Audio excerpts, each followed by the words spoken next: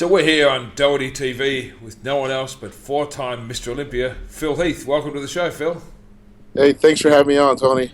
Well, you know, when we come up with this concept of doing some Skype interviews, I love interviewing. Well, we said the first one's got to be Phil, the current, the best, and one of my best friends in bodybuilding. So it's real pleasure to have you here, mate. Oh, no. Pleasure's all mine, you know that. Yeah. So what are you up to? Tell us. We're 7 weeks out from the Olympia as we speak. So where are you at right now? Right now, I just woke up from a nap. But I'm hovering just under 270 pounds. That's definitely something different than I've ever been at. But I think it's been because of really just training my ass off, but more importantly, the muscle maturity starting to kick in. I realized when I came into the sport, I was 25 going against all the seasoned veterans. And now I was beating those guys at the age of 30 at their prime, 35 to 40 years old. Now I'm 35 years old. So the diet is the diet is still tough, but the weights are going well. I'm just very thankful I'm not hurt, Well, you've been pretty much injury-free throughout your career, and I think a lot of that is because you train smart. You're not trying to be a power lifter, a weightlifter, a crossfitter. You're trying to be working on being the best Mr. Olympia you can be, right? Absolutely. I believe that, everybody has their own style. I can't really critique anyone's style as long as it's winning. And my style is obviously working for my body type. So, like Lee Haney told me once, twice, and three times over, don't worry about what everybody else is doing. You do what you're supposed to do, and good things will come out of that. Now, speaking of winning, you've been winning a lot. Since you won your first Mr. Olympia, you've been undefeated. Everybody's been nipping at your heels, and you just keep on bringing it. Was that little bicep shot there, Phil, or were you scratching your head? Did you just sneak? Well, as you can see, I've grown hair, You have. Yeah, see, check that out. Unbelievable. Yeah, and me too. Check this out. I know, right? Right. We're starting a new trend. A new trend. The bald bodybuilders. You're going to bring hair to the Olympia? There's a question. I don't know. I think I'm going to shave it off. Yeah. No beard? I think bring some hair. Maybe a little mohawk or something. Rock it up. I might leave it to the fans. I might do a poll just to see. Yeah. Yeah, we'll see. Yeah, for sure. Now tell me about it. You're coming in to win your fifth Mr. Olympia, and I think you're just starting to get the respect you deserve as a Mr. Olympia. I think the first year everyone was like, wow, Phil come in and beat the current Mr. Olympia. He beat Jay and looked incredible. He won't do it again. He won't back it up. And you're like, well, we're gonna bring it on. So you did it the second time, and they're still like, well, I don't know if you were better last year, better this year. Let's see what happens. Then you did it again. Yeah. The same doubters were kind of like, well, let's see how long this lasts. He's not going to be like one of these legacy bodybuilders. He's won it a couple of times. But now you've won 4. You won the same as Jay. So now you're starting to get into that next league of Dorian, Ronnie, Lee Haney. Do you feel more or less pressure this year coming in for number 5? Because this is the one that really seals it. There's no more fucking around. People are going to see this.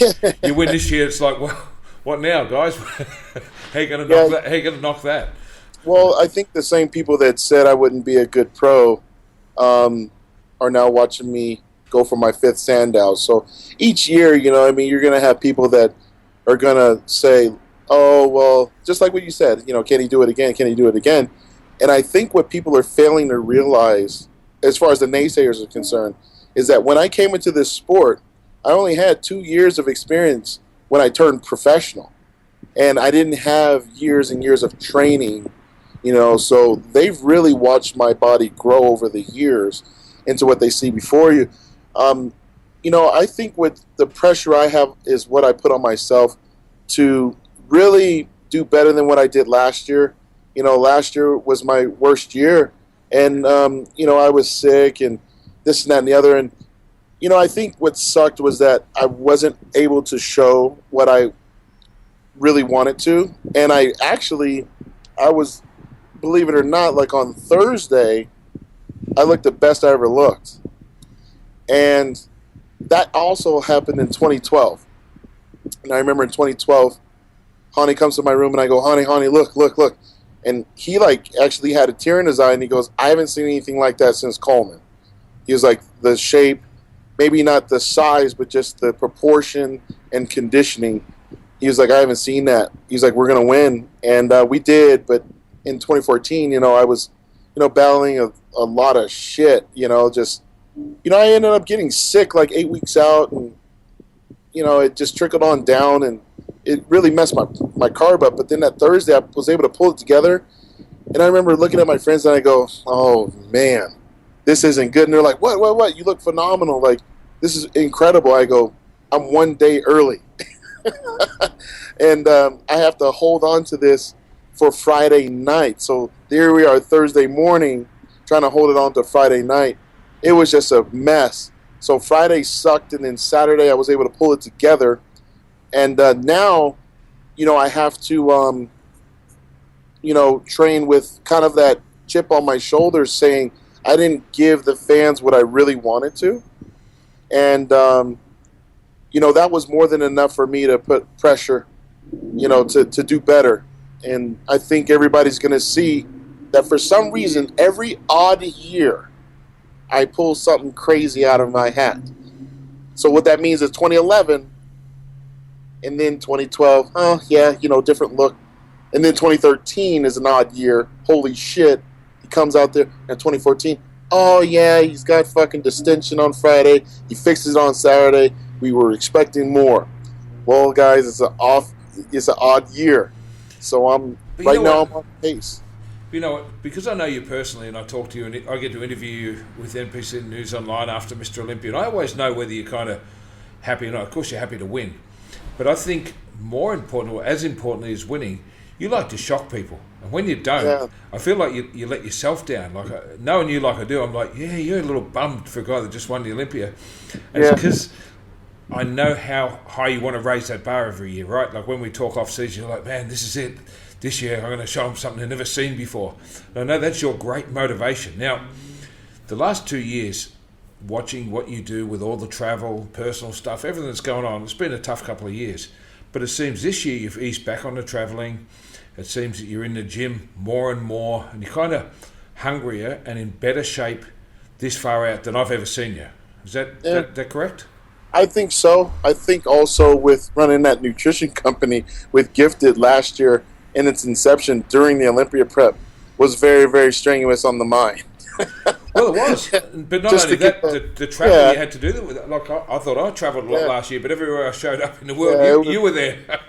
It was well, what are you doing here? It was too much, but you know what? It was. I had to do it. Of and course. you know as well as anyone, I mean, you're a business guy. I mean, you started from nothing and made an empire for yourself. And I'm trying to do the same thing, and I'm also trying to prove to the world that bodybuilders aren't always one-dimensional, and we can do it.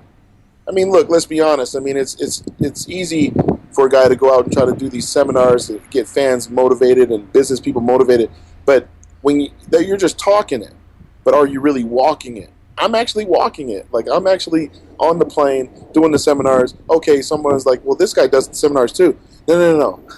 I'm talking about a company that I own. It's a little different. I'm actually making Bloomberg appearances. I'm actually on local television. I'm doing all this other stuff. Now, with all that said, 2014, I had to do that to get that business off the ground. And that was a lot of pressure because you're thinking, okay, if I don't win, it's all on me. The company may not do as well. So I won.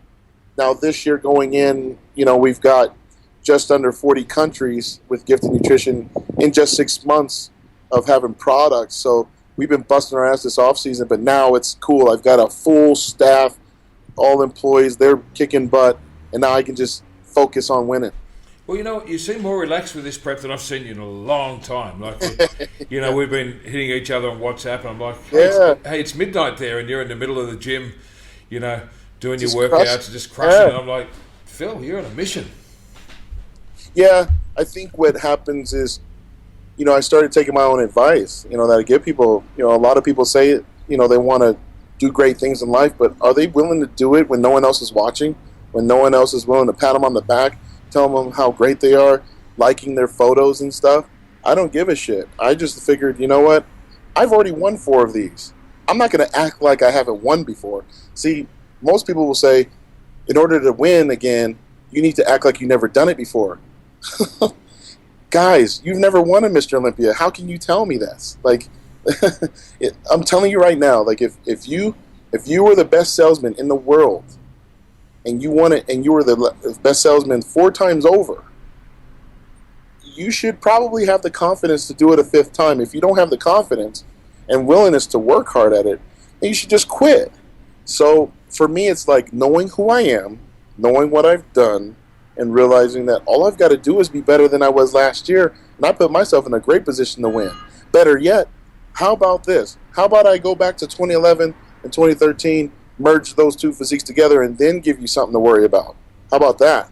That's my mentality. So, I'm just, all in all, Tony, I mean, you got to have fun with this. Every person getting ready for this show is stressed out. They're stressed out. For what? You're doing something that you love. I'm not going to be stressed out getting ready for this show because I love going to the gym. Yeah, I don't like the cardio too much. Yeah, I don't like eating fish and all 7 meals a day, 8 meals a day. No, I don't. But I love the way I look. And I'm going to embrace that because I'm not going to compete forever. I'm probably going to compete for 5 more years. That's it. So, and that probably could mean maybe only 5 more shows. So I better enjoy it. Because you and I both saw Ronnie Coleman retire. Yeah. It was one of the hardest things I ever had to witness as a human being. And I didn't grow up with bodybuilding like many people, even like yourself. You've been involved with it for years, longer than I have. And it touched me so much that I was thinking, I wonder if he actually took enough time to enjoy it, And I think he did, but, for me, I'm like, nah, I'm going to enjoy this thing every second. It's interesting. I did an interview with Ronnie last year at the Arnold, or the year before at FedEx, and I asked him that. I said, "How did you do that? Because you loved it." He goes, "He said I loved every minute." He said, "I never wanted it to end." That's why I rode that body till the wheels fell off. And he said, "And if I hadn't got injured, I'd still be doing it. I never ever wanted it to end." And that was his life. And I think he did enjoy it the last couple of years, but I don't think it was till after he retired he realised how good he was and how funny he was. Yeah, no, for sure. Absolutely. So it's just up to me right now. Hey, if you feel good, you're going to go to the gym, you're going to do extra. If I have a positive attitude about this and saying, look, I'm going against the best in the world. I'm going against probably 20 guys that want what I have. Well, guess what? They haven't done it yet. So I need to be motivated to say it's all on me to go against myself. You know what's interesting with the whole motivation thing is that people get your confidence confused with arrogance. You get that all the time. It must be frustrating because you've got to be confident to win, which can come across as a little arrogant, which you need to be as a champ. But the same people say, well, you got a little bit more humble. But if you come in all humble, like, oh, I don't know if I can win it, then people say, oh, you don't really want it. So it's and you're lying. Those type of people, I honestly feel like they're just trying to people please. They're people pleasing the guys that, oh, well, I haven't made it either. I haven't been successful either. And it's like, I'm trying to say, look, I set a goal, I reached that goal, and I'm proud of it. And I should have some pride in what I do. I should care about my success.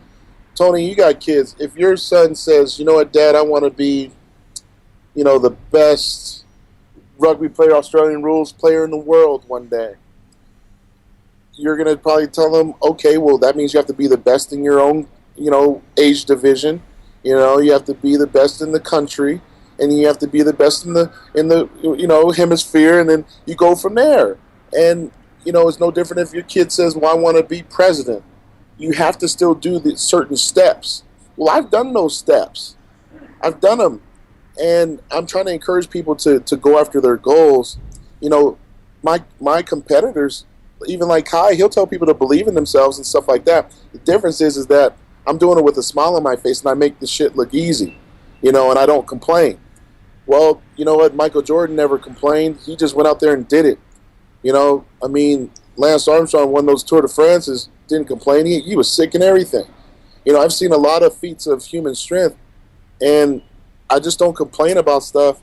And if you're going to ask me how many Sandals I want to win, and I say 10, and you think that that's a problem, well, if you're a competitor, you have every option to stop it.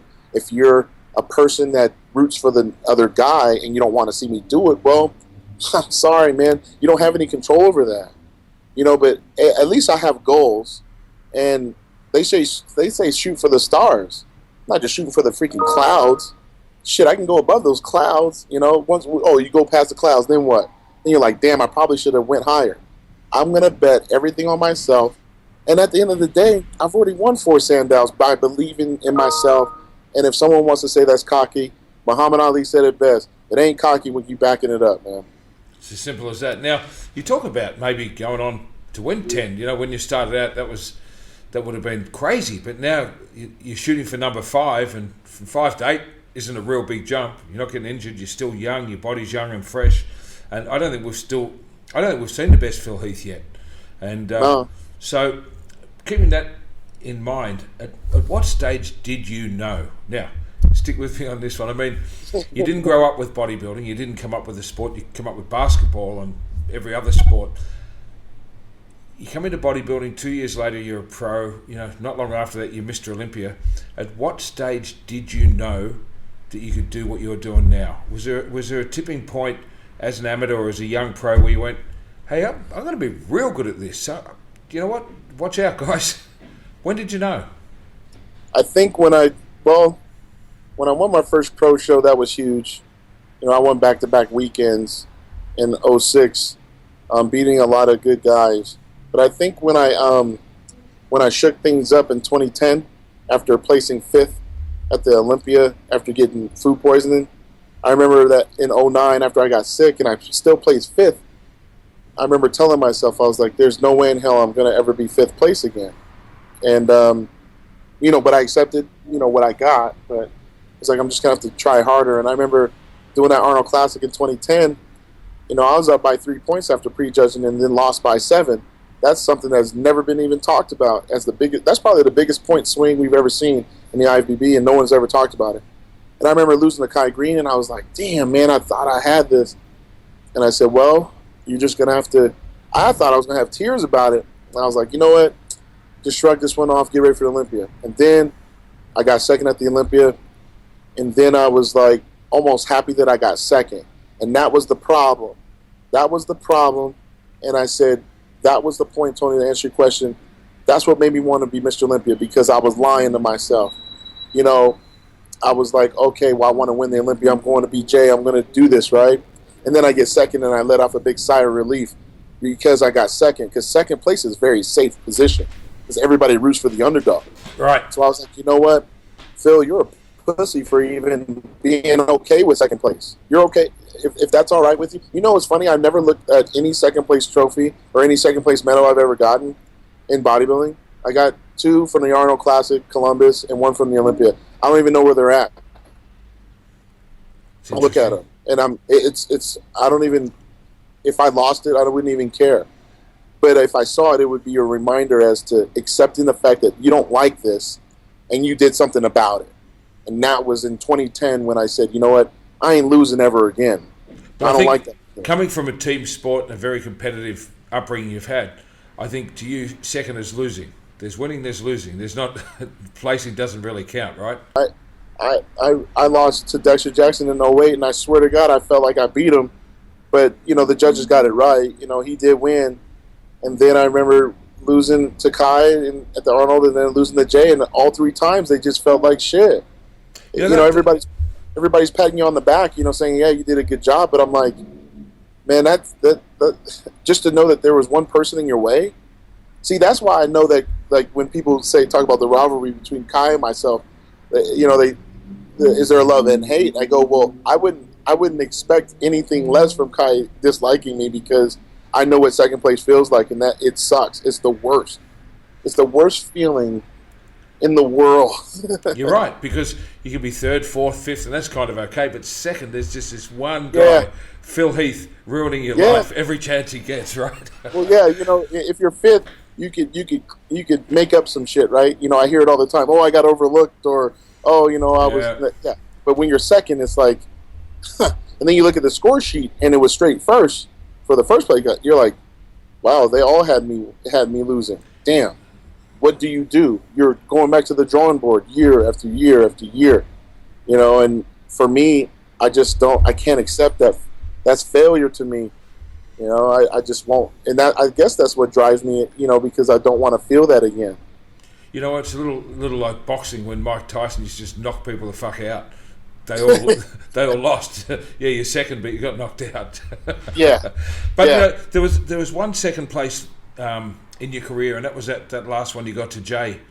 That was kind of nice the way it played out, because you and him, you'd come up through the sport with Jay. It was kind of the most, I guess, humble and respectful second you could ever take. And I get it that it was your last one. You said, well, I'm going to come back. You've had your nice fill. I'm going to come back next year and beat you up. And you did. But that was kind of nice the way it played out. I mean, some of those pictures of you congratulating Jay at that Olympia were a really special moment in the sport. But then, conversely, you beating Jay the following year was another special moment in the sport. It was kind of like, honestly, it was just nice how that played out.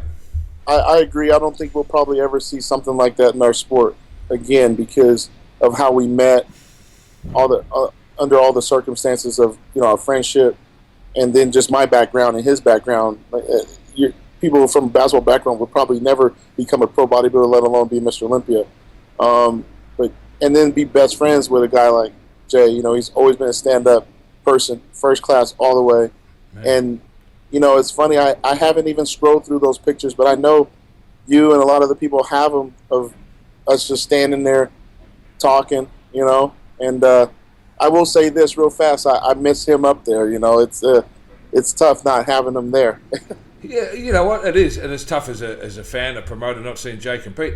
However, how cool is Jay since he retired? Like, man, he's turned into my favourite bodybuilder in the world, because, you know, when Jay was competing, he was just so serious. He had that kind of clench his teeth together when he talked, and we didn't realise what a great personality he had, because he was eating tuna all the time and, you know, boiling his fish, and his chicken, whatever. He was just so centred on being Mr. Olympia. We didn't see the fun side of Jay. He wasn't, you know, have your kind of personality as Mr. Olympia. But since he retired, he's come out of his shell. I love seeing Jay wherever he travels. I think I like him more all the time. Yeah, I think it's just the pressure of competing is gone, and I think you can start living. And almost, I don't know, I can't speak for him, but I would assume that you're kind of making up for lost time, and just really trying to embrace what he does have going on for himself. I mean, he had a great career, you know, and he's definitely a legend in my eyes. And now he's running a business with his nutrition and his clothing and still doing appearances. I mean, to me, that's still living the dream. Yeah, I think he's enjoying it a whole lot more, and what a great guy. We talk a lot about the direction of the sport. Everyone seems to have an opinion on it. Oh, bodybuilding's not what it was, or, you know, this men's physique and bikini are way more popular and bodybuilding's finished. I don't think that. You know, we had a sellout at the Arnold Classic in Australia this year. We had 5,000 spectators at a show.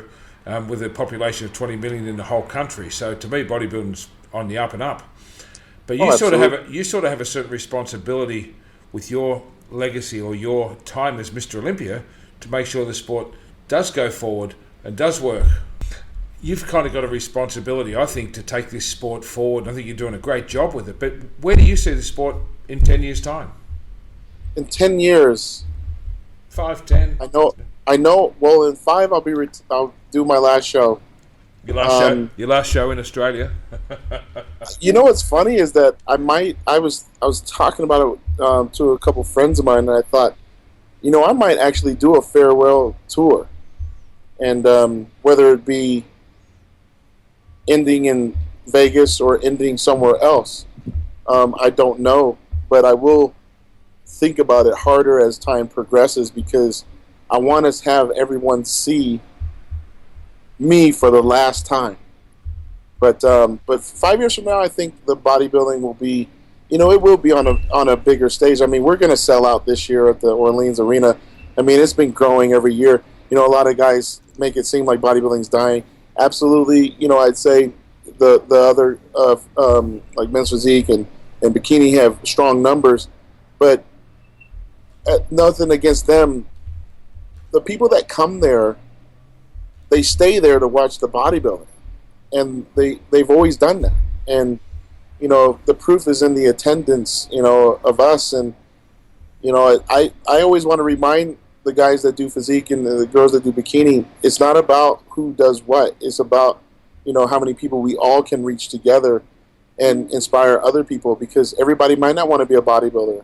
Some people want to be, physique or bikini or whatever, but we're all doing something that Ben and Joe Weider put their heads together and said, let's create an empire to where everybody can achieve, great health and fitness. But, in 10 years, I expect the Olympia, well, actually, in 5 years' time, I expect the Olympia to be on TV. I expect it to be on there. That's my goal. I want to see myself on there one time. We almost got it done last year, but I got to see myself on there one time, because I think not just myself, but I think all the athletes up there deserve it. I've been on national television before, playing basketball, but not as a bodybuilder. And I would love to be able to say, you know what, I was a part of that movement, and then 10 years down the road, I definitely believe that as long as I'll still be around, helping out, promoting shows, going to shows like yours, and I do think worldwide it'll be big, because they can stream, bodybuilding shows from any continent now. So, with the show that you're talking about possibly doing over in, in Asia and in Australia and this and that, it's just going to spark more interest. More interest, you get more business people. Hey, I want to contribute to this, this cult sport. And that's how it grows. But it's going to take more than just me. It's going to take more than just you and I. We're going to have to really bust our ass.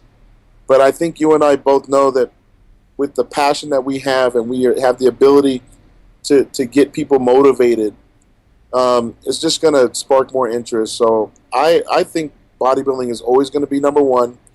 I'm hoping that the people coming up, I motivate, or at least at some point they see what I'm doing and they can respect it to some standpoint, understanding that I was never one-dimensional. You may hate my ass for supposedly being cocky or whatever, but I got college degrees, I've got companies, and I've got titles. I want everybody to have the same. I want them to go to school, get a quality education. You can do that while you're even a bodybuilder, So, I want people to have that, so then the more people they can touch and interact with in the business world, that's going to bring business to us. That's a great answer. It strikes me all the time when I hear a kid say, I'm going to take a year off from work. I'm going to give up my job to be to do the local bodybuilding show. Tony, you got the Mr. Victoria next year, and to have a whole year off. You can imagine what I tell them. What advice would you give to a young up-and-comer that wants to give up everything, including work, college, or anything else, to do a bodybuilding show? Just hit them straight.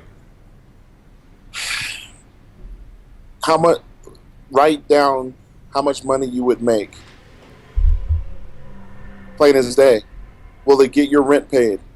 Will it get your bills paid? Will it allow you to secure a financial freedom? This bodybuilding show. And if the answer is no, and it's usually followed by a but, then, you have to weigh it out. If going to college normally will yield a type of permanent ability to get a job, I'm not going to give that. That'd be stupid. I've seen guys do basketball too. They go to college, and they're like, you know what, this ain't for me. I'm just going to go try to play ball overseas. And those same guys that play basketball overseas, they make some good money, but now they're 35 years old like myself with no job experience.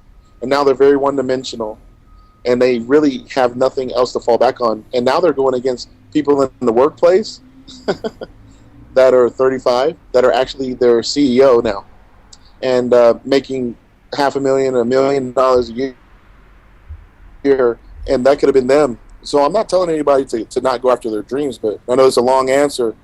But I went to college. I finished up my second degree while I was doing my first bodybuilding show. So I graduated in 2003, 3 weeks out before my state contest. So there's no excuse. None. Zero.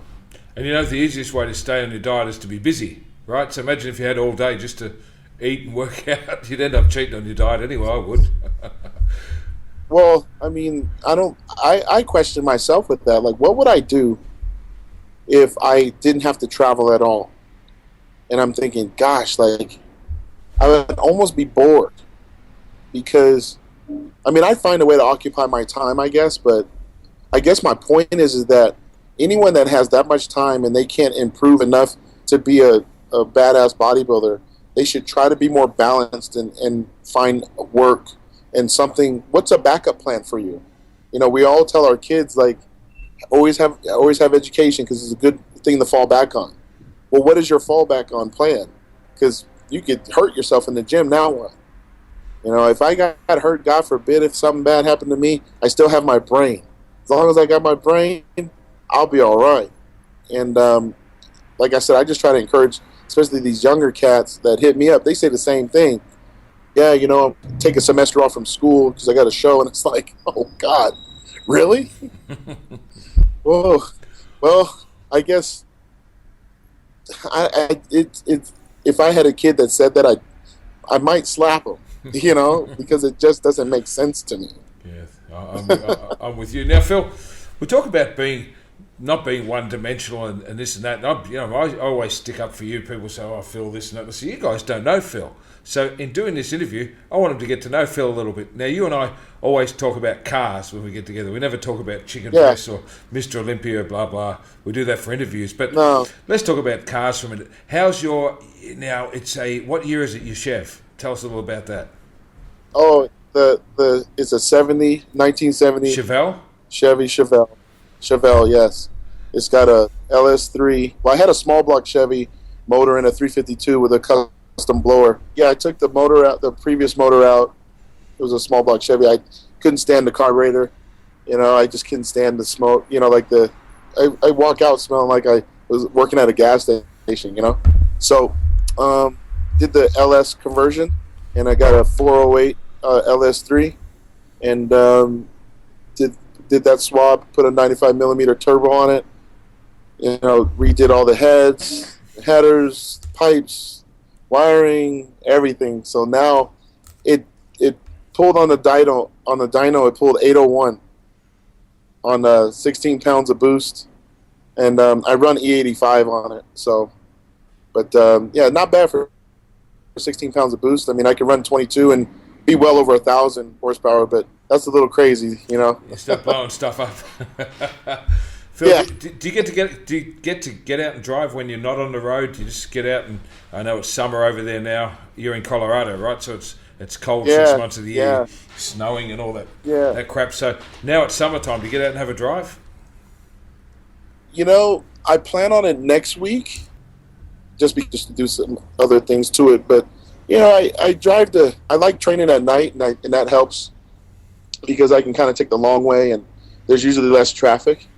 So, you know, I do get out a little bit and just try to zone out.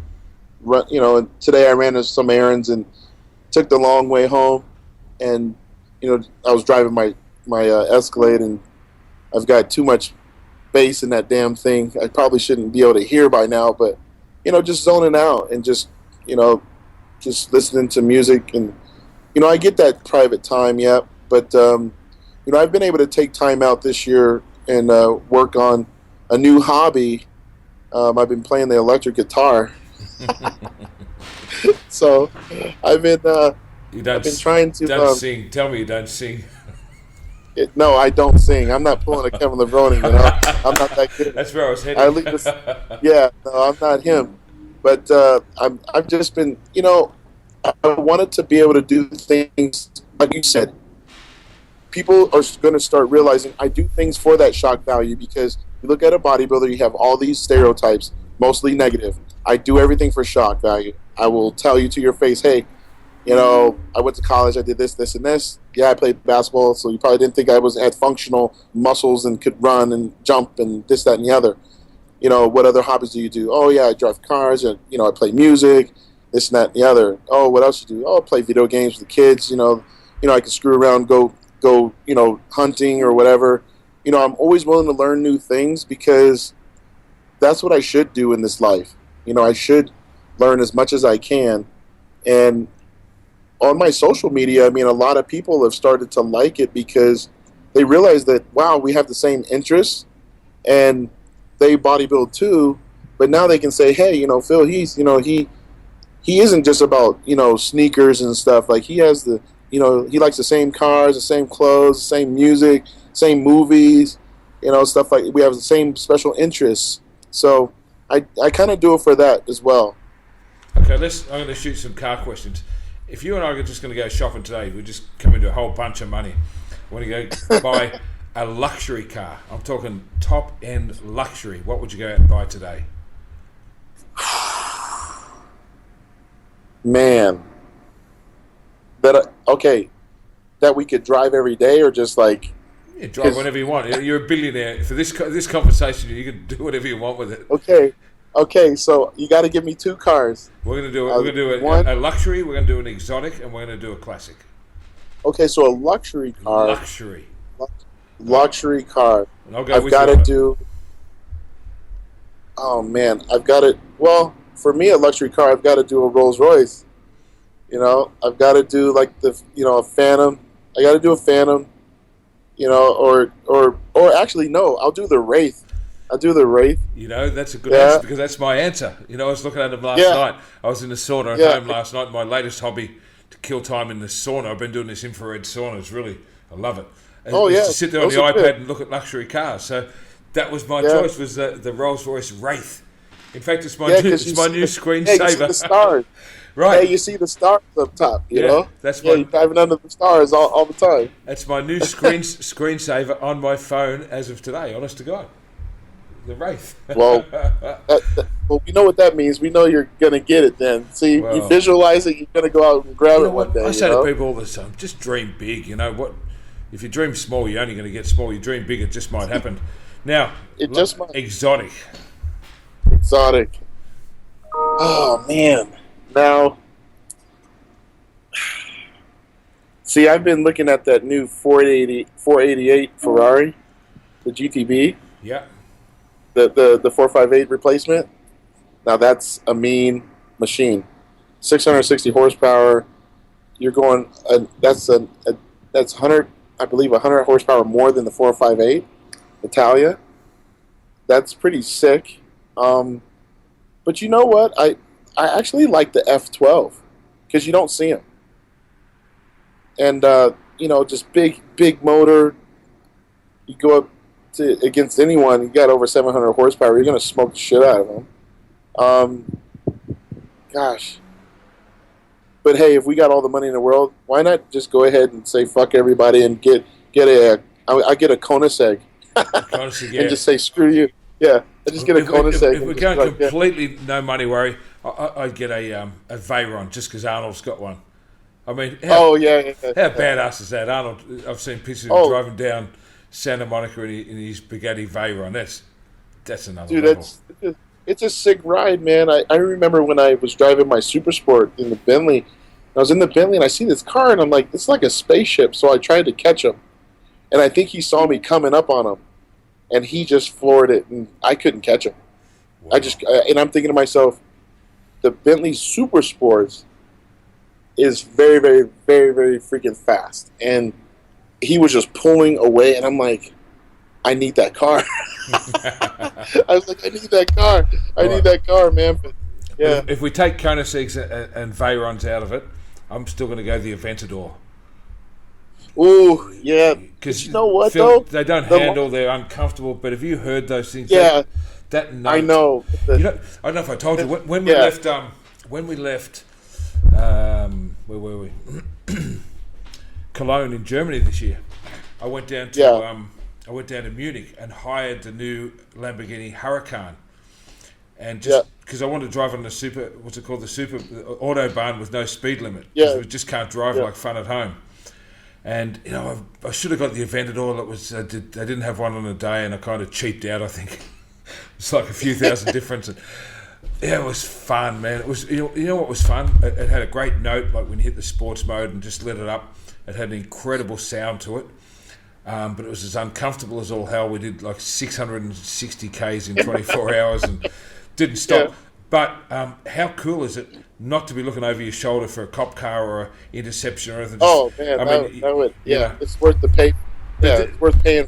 But they're crazy there, right? So you're doing 240, 250 kilometres an hour, like 180, and you just think, I'll just back off and just pace myself. So you pull into the slow lane, and you're doing like 220, 230, and 10 cars just go whoop, whoop, whoop, whoop, flying past, so you're sitting still, and they're driving station wagons. You're like, what the hell?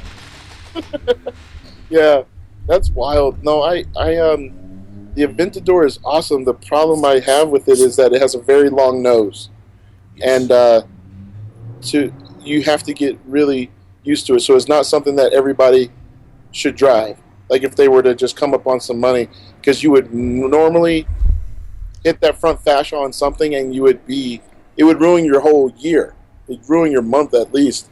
But I agree that the Aventador Roadster is stupid. Like I saw one out here, it was all white, and it had a black roof, and he let that thing. Oh man, it was just that was. And when you hear it, it's just stupid. That's the thing. It doesn't make. It's just annoying, but like you said, you're uncomfortable. It beats your ass inside driving it, but you know you're gonna get every head turning when you're driving down the street. Every person's gonna say, "What the hell is that?"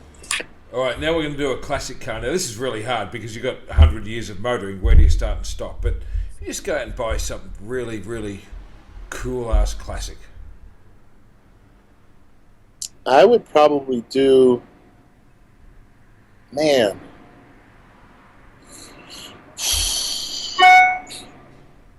I like the old GTOs, man. Like the old school GTOs, because those were like, when Dodge did that, like they changed the game, like with big motor, kind of obnoxious, but like it was a beefy ass machine. I mean, you could go with your Yanko Camaros and stuff as well, but I just think like you pull out an old school GTO on someone today, they're going to freak out. They're going to flip out. I like that a lot.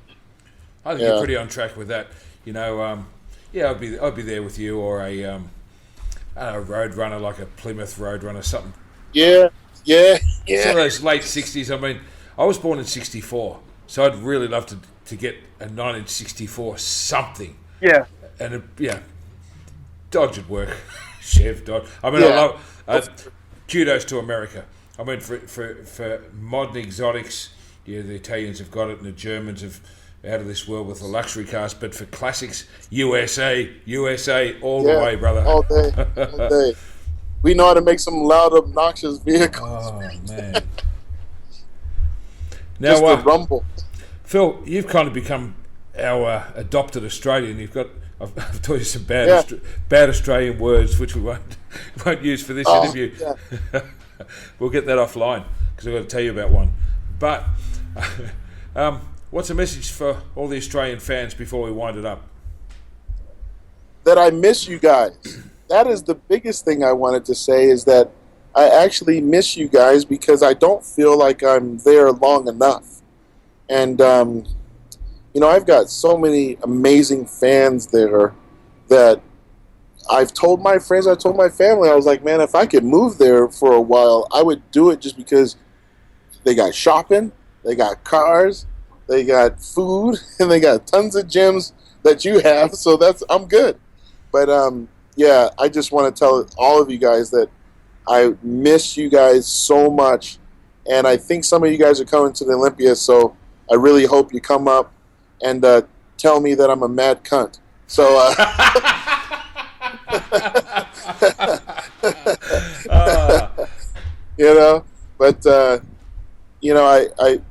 I will say that first class all the way.